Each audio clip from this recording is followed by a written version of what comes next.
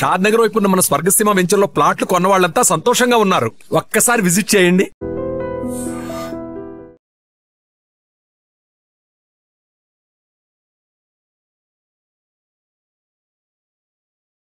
కారంపూడిలో జరిగినప్పుడు నాకు బాగా గుర్తున్నటువంటి సంఘటన ఇది 1976.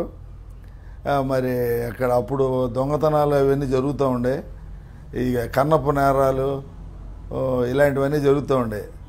ఈ కన్నప్ప నేరాలు వాటిని నేను చాలా మంచి బలంగా ఉండేవాడిని, యాక్టివ్గా ఉండటం వల్ల చాలా నేరాలని పట్టుకున్నాను నేను. కొదమగొండలో జరిగినటువంటి పెద్ద అఫెన్స్ కానీ ఇతర చోట్ల జరిగిన అఫెన్స్లు కానీ ఐ యూస్ టు డీల్. తర్వాత ఆ రోజుల్లో ఈ Palnadu is known for murders. అప్పుడు ఫ్యాక్షన్ మర్డర్స్. అప్పుడు మాకు నరసింహారావు గారు సిఐ గారు ఉండేవాడు.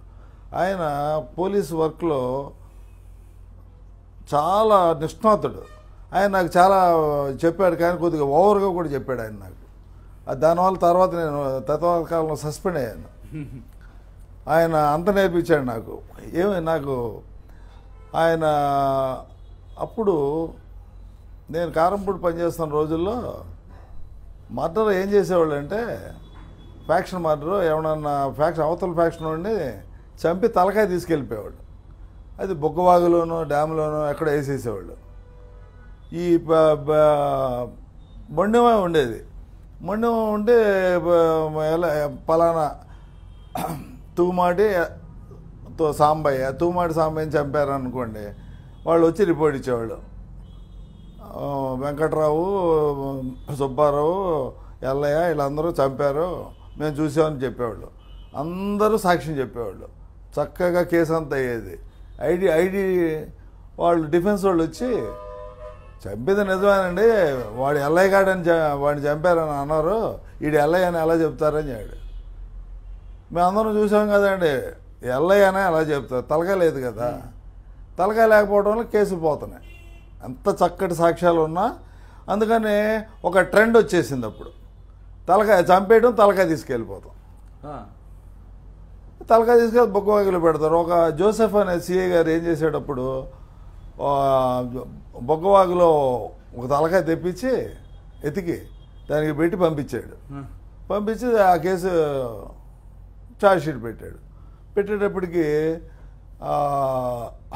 ఎఫ్ఎస్ఎల్కి వెళ్ళి అది తిరిగి వచ్చింది.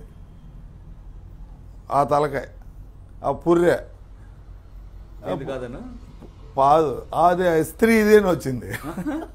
పురుషుడు చచ్చిపోతే పెట్టిన తలకాయ స్త్రీదే వచ్చింది. అప్పుడు అది ఫెయిల్ అయిపోయింది మళ్ళీ. అందుకని మా సిఐ గారు ఏం చేశాడంటే, మరి ఏం సలహా ఇచ్చాడో, పచ్చబొట్టు రాయించుకుంటారా మీరు అని చెప్పాడు. ఈ ఫ్యాక్షన్ వాళ్ళందరినీ పచ్చబొట్టు. ఇప్పుడు సంక్రాంతి పుల్లయ్య రాసుకుంటాడు. ఇది మా సిఐ గారి ఫ్యాక్షన్లో ఇంపార్టెంట్ ఉంటారు చూడండి. మాకు తెలుసుద్ది గొడవల్లో ఎవరు జరుగుద్ది, ఎవడి మీద ఇది ఉందని. నువ్వు మటుకు ఇది రాసుకోరా అని చెప్పేవాడు. ఆయన అడిగేవాడు కదా, ఎందుకు సార్ నాకని. వాళ్ళకి తెలుసు, ఏమన్నా అవుతే ఏమో ఏంటి సార్ మమ్మేమో అని. సంక్రాంతి పుల్లయ్య అనేవాడిని గామాలపాడు దగ్గర చంపారు. గామాలపాడు, గోగులపాడు. మేమందరం, నేను కూడా సబ్ ఇన్స్పెక్టర్ని వెళ్తే, సంక్రాంతి పుల్లయ్య చంపాక వాడి తలకాయ తీసుకెళ్ళిపోయారు. సిఏ గారు చాలా జాగ్రత్తగా ఈ సంక్రాంతి పుల్లయ్యని రాయిపించే ఉంది కదా, దాన్ని అక్కడ భిక్షాలు అనేటువంటి సీఎంఓ ఉండేవాడు, ఆయనకి చెప్పి,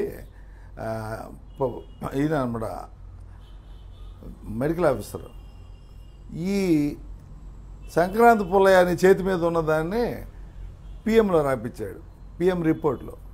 అది ఎవరికి తెలియదు. చాలా జాగ్రత్త పడ్డాడు. ఎందుకంటే ఈయనే జాగ్రత్త సలహా ఇచ్చింది వాళ్ళకి. అంటే తగాదాలు జరిగినప్పుడు అది తెలుసుద్ది, ఎలా ఏం చంపుతారు, పుల్లయ్య చంపుతారు, ముందే కొంత సమాచారం ఉంటుంది. వాళ్ళు జాగ్రత్తగా ఉండకపోతే కొట్లాడుకుంటారు. Palnadu faction is known for that. ఒకటి మీద గొడవ అయితే ఇక వాడిని చంపుతారు అక్కడ. నేను గమనించాక తర్వాత ఆ కేసు వచ్చింది. కేసు వస్తే సేమ్ డిఫెన్స్లోకి వచ్చారు వాళ్ళు. కొట్టిన మాట వాస్తవేనండి, వాడు పొలే సంక్రాంతి పొలే అని మీరు అలా చెప్తారు అన్నాడు. మా సిఐ గారు పిఎం రిపోర్ట్ చూపించి, ఇదిగోండి వాడి పేరు ఉంది ఇక్కడ, వాడి సంక్రాంతి పొలే, వాడి ఇది కూడా రాస్తున్నాడు. అప్పుడు 19 మందికి జీవిత ఖైదీలు పడినాయి.